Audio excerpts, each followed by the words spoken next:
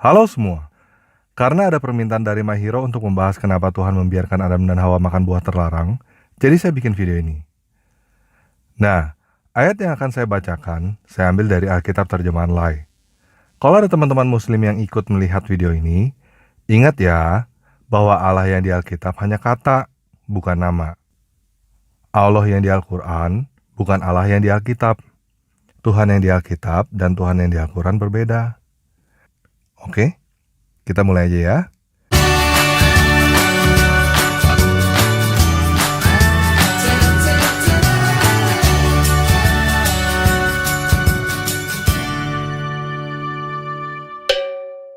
Kita baca Kejadian 2 ayat 4-25. Demikianlah riwayat langit dan bumi pada waktu diciptakan. Ketika Tuhan Allah menjadikan bumi dan langit, belum ada semak apapun di bumi. Belum timbul tumbuh-tumbuhan apapun di padang. Sebab Tuhan Allah belum menurunkan hujan ke bumi, dan belum ada orang untuk mengusahakan taman itu. Jadi belum ada orang ya. Tetapi ada kabut naik ke atas dari bumi, dan membasahi seluruh permukaan bumi itu. Ketika itulah Tuhan Allah membentuk manusia dari debu tanah dan menghembuskan nafas hidup ke dalam hidungnya. Demikianlah manusia itu menjadi makhluk yang hidup. Jadi jelas ya, sebelum manusia nggak ada orang. Selanjutnya Tuhan Allah membuat taman di Eden, di sebelah timur. Disitulah ditempatkannya manusia yang dibentuknya itu. Lalu Tuhan Allah menumbuhkan berbagai-bagai pohon dari bumi, yang menarik dan yang baik untuk dimakan buahnya, dan pohon kehidupan di tengah-tengah taman itu, serta pohon pengetahuan tentang yang baik dan yang jahat. Perhatikan di sini ada 2 pohon ya di tengah-tengah taman itu, pohon kehidupan dan pohon pengetahuan tentang yang baik dan yang jahat. Ada suatu sungai mengalir dari Eden untuk membasahi taman itu, dan dari situ sungai itu terbagi menjadi 4 cabang. Yang pertama namanya Pison, yakni yang mengalir mengelilingi seluruh tanah Hawilah, tempat emas berada. Dan emas dari negeri itu baik. Di sana ada damar bedolah dan batu krisopras. Nama sungai yang kedua adalah Gihon, yakni yang mengalir mengelilingi seluruh tanah Kush. Sungai yang ketiga adalah Tigris, yakni yang mengalir di sebelah timur Asyur. Dan sungai yang keempat adalah Efrat. Tuhan Allah mengambil manusia itu dan menempatkannya dalam Taman Eden untuk mengusahakan dan memelihara taman itu. Nah, teman-teman perhatikan untuk mengusahakan dan memelihara taman itu. Jadi Tuhan menciptakan manusia bukan tanpa tujuan, bukan tanpa pekerjaan. Kalau zaman sekarang namanya apa ya? Mungkin bisa dibilang tukang kebun atau manajer kebun binatang. Oke, lanjut ya. Lalu Tuhan Allah memberikan perintah ini kepada manusia. Semua pohon dalam taman ini boleh kau makan buahnya dengan bebas. Nah, kita perhatikan di sini ada kata dengan bebas. Apa artinya dengan bebas?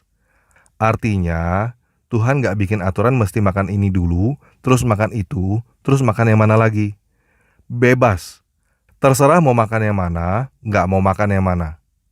Artinya Tuhan gak bikin hidup kita seperti rel kereta api. Tuhan bukan menciptakan robot.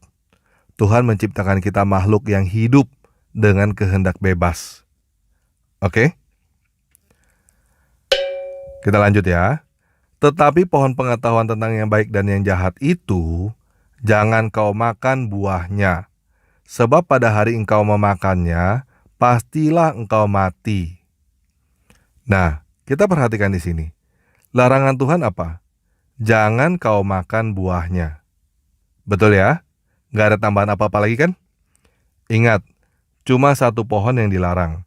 Dilarang untuk dimakan buahnya, yaitu pohon pengetahuan tentang yang baik dan yang jahat. Lanjut, Tuhan Allah berfirman, tidak baik kalau manusia itu seorang diri saja. Aku akan menjadikan penolong baginya yang sepadan dengan dia. Perhatikan di situ, Tuhan menjadikan penolong yang sepadan. Apa artinya sepadan? Setara, setanding. Oke? Lalu Tuhan Allah membentuk dari tanah segala binatang hutan dan segala burung di udara. Dibawanyalah semua kepada manusia itu untuk melihat bagaimana ia menamainya. Dan seperti nama yang diberikan manusia itu kepada tiap-tiap makhluk yang hidup, demikianlah nanti nama makhluk itu. Nah, ini adalah pekerjaan pertama yang Tuhan kasih kepada manusia. Kasih nama. Tuhan memberikan otoritas kepada manusia untuk menentukan nama. Dan Tuhan menghargai nama yang ditentukan oleh manusia. Teman-teman udah lihat belum di sini? Bahwa Tuhan udah memperlakukan manusia seperti Bapa memperlakukan anaknya. Lanjut ya. Manusia itu memberi nama kepada segala ternak, kepada burung-burung di udara dan kepada segala binatang hutan. Tetapi baginya sendiri ia tidak menjumpai penolong yang sepadan dengan dia. Lalu Tuhan Allah membuat manusia itu tidur nyenyak. Ketika ia tidur, Tuhan Allah mengambil salah satu rusuk daripadanya, lalu menutup tempat itu dengan daging. Dan dari rusuk yang diambil Tuhan Allah dari manusia itu, dibangunnyalah seorang perempuan, lalu dibawanya kepada manusia itu. Oke, di situ tertulis tulang rusuk. Bukan tulang kepala, bukan tulang kaki. Jadi perempuan bukan diciptakan untuk menginjak kepala lelaki, dan juga bukan untuk diinjak oleh lelaki. Oke, lanjut ya. Lalu berkatalah manusia itu, inilah tulang dari tulangku dan daging dari dagingku. Ia akan dinamai perempuan sebab ia diambil dari laki-laki. Nah, berikut ini adalah ayat yang biasanya dipakai sebagai dasar pernikahan Kristen.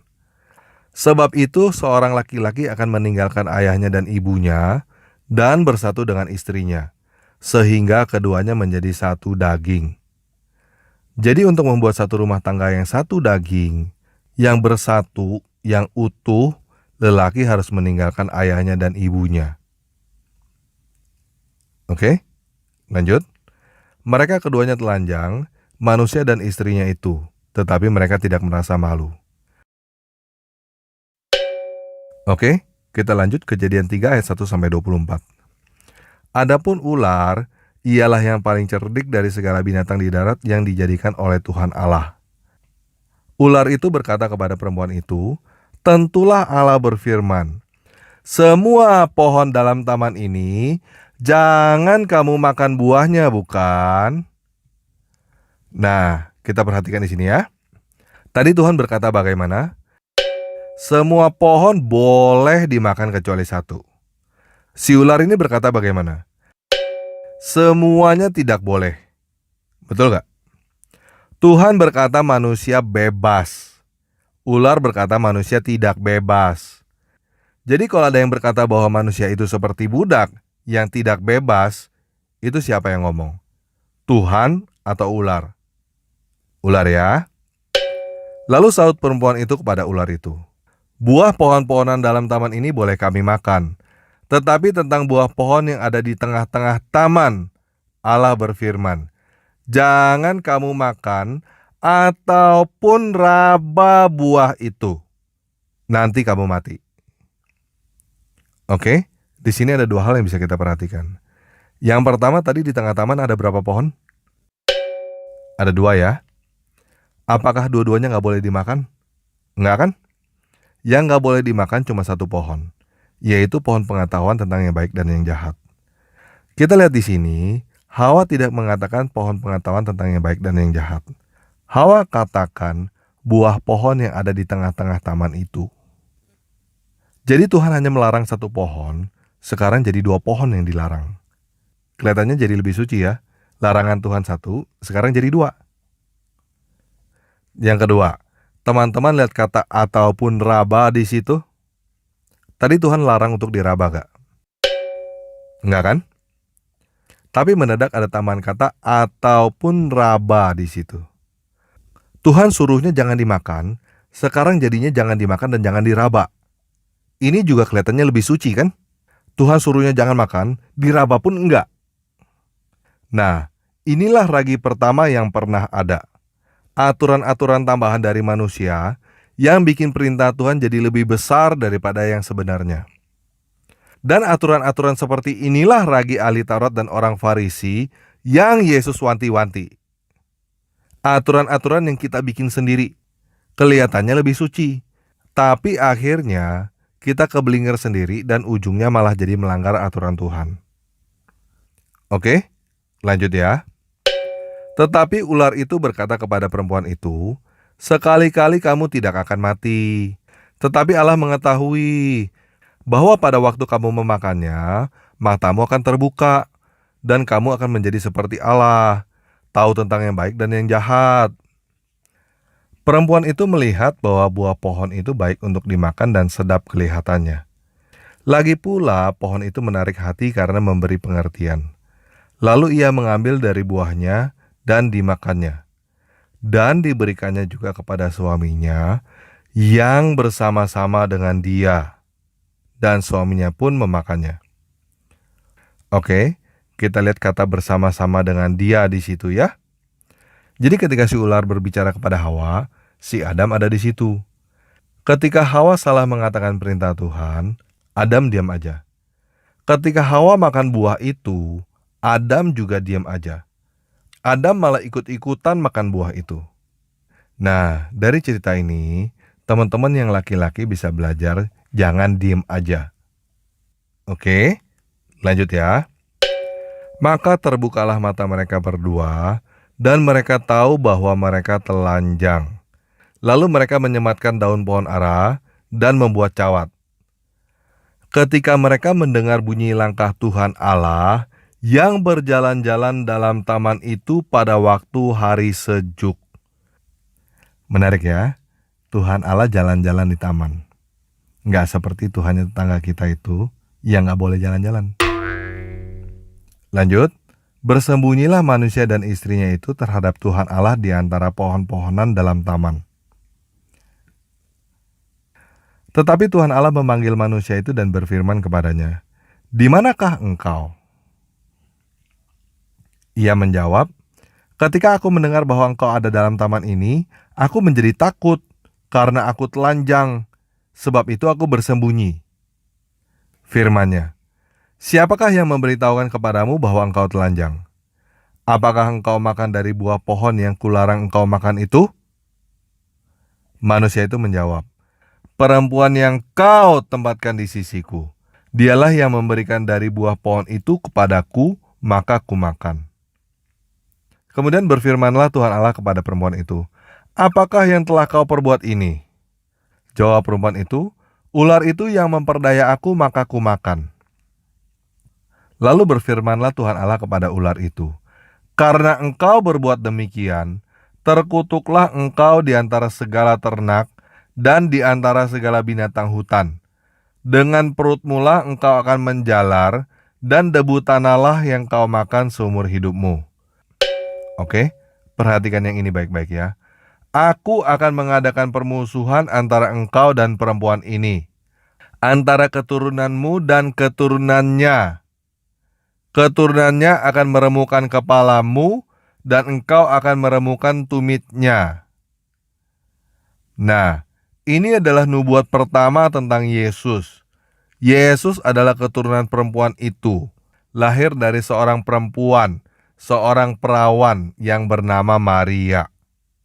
Oke, lanjut ya. Firman-Nya kepada perempuan itu, "Susah payahmu waktu mengandung akan kubuat sangat banyak. Dengan kesakitan engkau akan melahirkan anakmu, namun engkau akan berahi kepada suamimu dan dia akan berkuasa atasmu."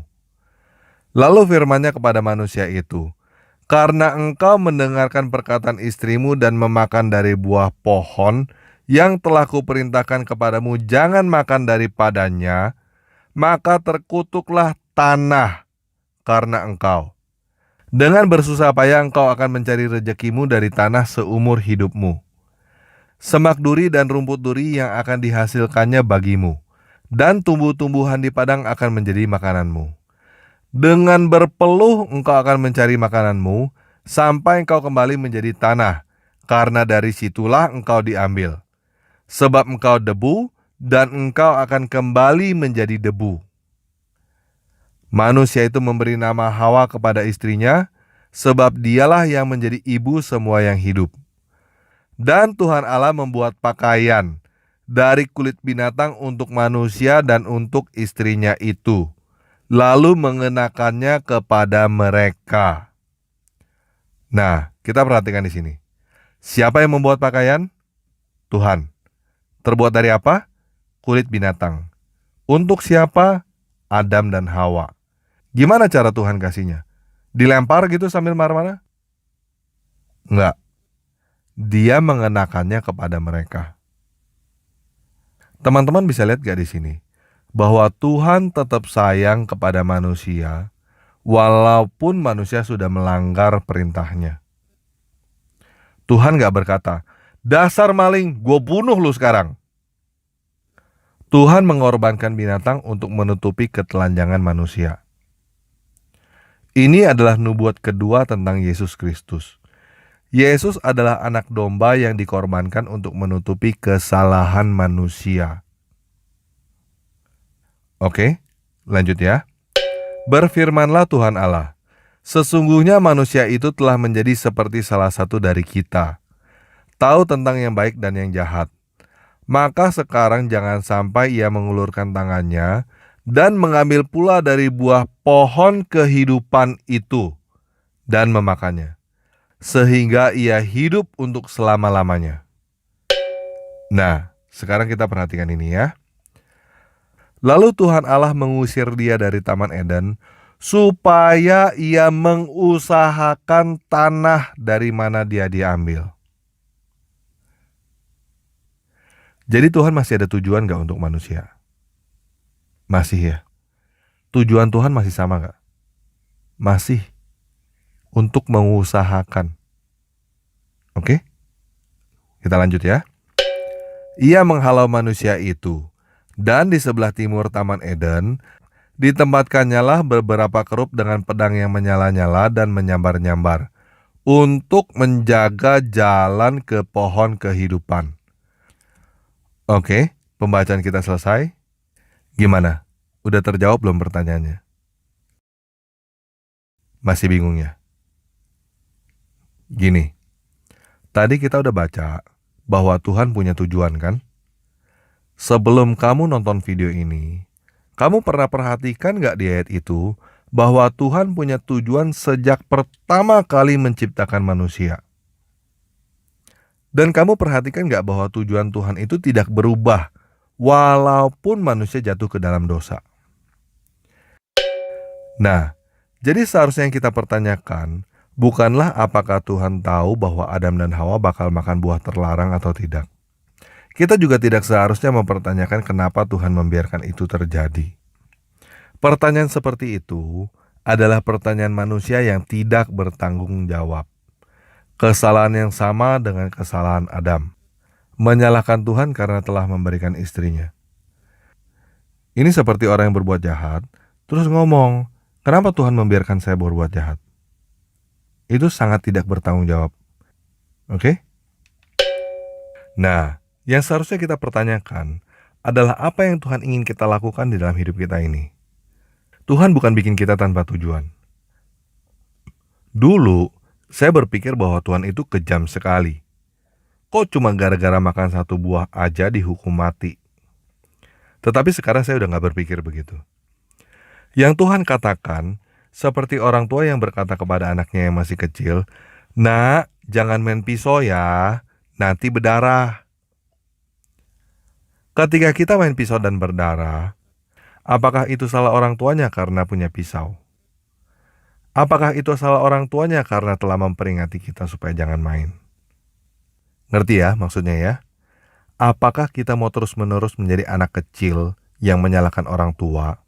Atau kita mau belajar dari kesalahan kita supaya kita menjadi dewasa? Nah, ketika kita main pisau dan berdarah, apakah berdarah itu adalah hukuman dari orang tua kita? Atau itu konsekuensi dari kita bermain pisau? Kita nggak tahu kenapa Tuhan taruh pohon pengetahuan yang baik dan yang jahat di situ. Tapi yang pasti itu bukan buat dimakan.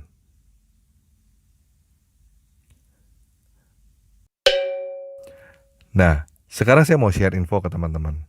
Sebenarnya ada satu pohon yang mirip seperti yang disebutkan di dalam kitab Kejadian ini. Namanya adalah pohon mancinel. Pohon ini buahnya seperti apel, tapi sangat beracun. Bahkan setiap bagian dari pohon ini beracun.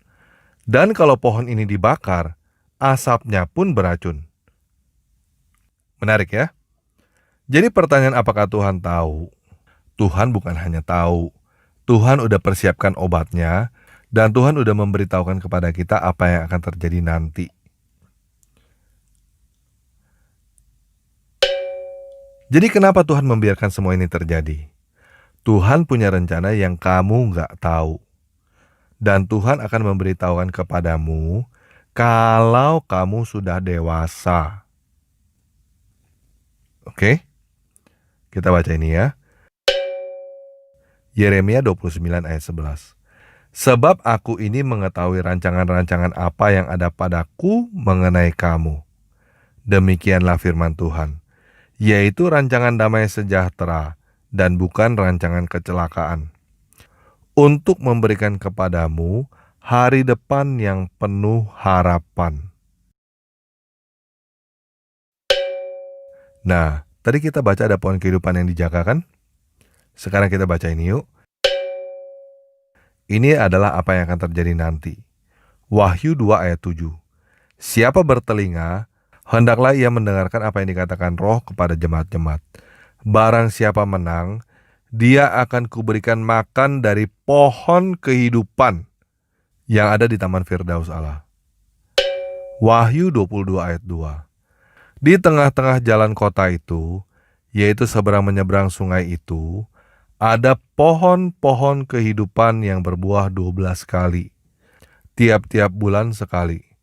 Dan daun pohon-pohon itu dipakai untuk menyembuhkan bangsa-bangsa. Wahyu 22 ayat 14, berbahagialah mereka yang membasuh jubahnya. Mereka akan memperoleh hak atas pohon-pohon kehidupan dan masuk melalui pintu-pintu gerbang ke dalam kota itu. Oke, jadi menurut saya begini. Saya percaya bahwa Tuhan mempunyai rencana dan banyak yang belum terrealisasi. Pertanyaannya adalah apakah kita mengambil bagian dalam rencana Tuhan atau tidak. Ini adalah pilihan hidup yang Tuhan berikan. Dan apapun pilihan kita, tidak merubah rencana Tuhan. Mengenai pertanyaan apakah Tuhan telah menentukan takdir, saya mau menjawab begini. Menurut saya, kita nggak bisa pilih kita mau lahir di mana dan bagaimana. Tetapi kita menentukan bagaimana kita mengisi hidup ini. Apakah kita mau berkata ini semua salah Tuhan? Atau kita mau mengambil tanggung jawab? Mengusahakan apa yang sudah Tuhan berikan. I couldn't change my circumstance. I couldn't just one day wake up and say, hey, give me arms and legs. I need arms and legs. I thought, what kind of purpose do I have to live? I mean, are you just here to live, to die? I mean, is there not a purpose for me? Is there not a purpose in life? And I had questions and no answers. And I asked my mum and dad, why did this happen? I asked doctors, why did this happen? They don't know. There are some things in life that are out of your control that you can't change and you got to live with. The choice that we have, though, is either to give up or keep on going. I want to ask you, what are you going to believe? Are you going to believe in yourself? Are you going to believe everybody else's judgment on you? Are you going to believe people when they say that you're a failure? Well, no one really likes you. No one really cares about you. I tell you, life is interesting. Life's a journey. But I tell you, there are some times in life where you fall down and you feel like you don't have the strength to get back up. But this is the thing. It should be impossible for me to get back up, but it's not. You see, I will try 100 times to get up, and if I fail 100 times, if I fail and I give up, do you think that I'm ever going to get up? No. But if I fail, I try again and again and again. For as long as I try, there's always that chance of getting up. Does that make sense? And it's not the end until you've given up. And I want you to know that I found my strength in Jesus Christ, and you're going to find your strength in whatever you find it in. But I just want you to know that it's not the end. It matters how you're going to finish. Are you going to finish strong? And you will find that strength to get back up like this.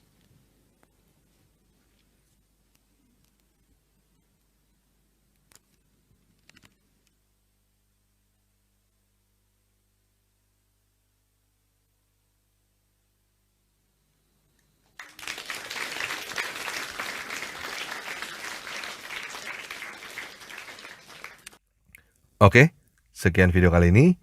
Yesus Kristus penguasa kita memberkati.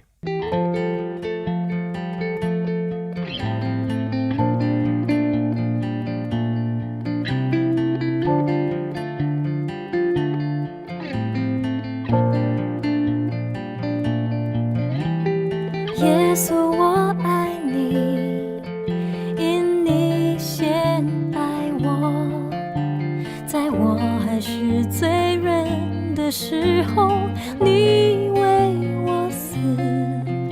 耶稣，我感谢你，因你对我真好，背负我重担，你是拯救我的主。因你爱我，你救我脱离罪恶捆绑，一次献上，替我还清罪债，永无止境的爱追随我一生，我降服于你，让你爱我。因你爱我，你为我承担罪的代价，遍体鳞伤，让我身体安康，永无止境的爱追随我一生，我降服于你，让你爱我。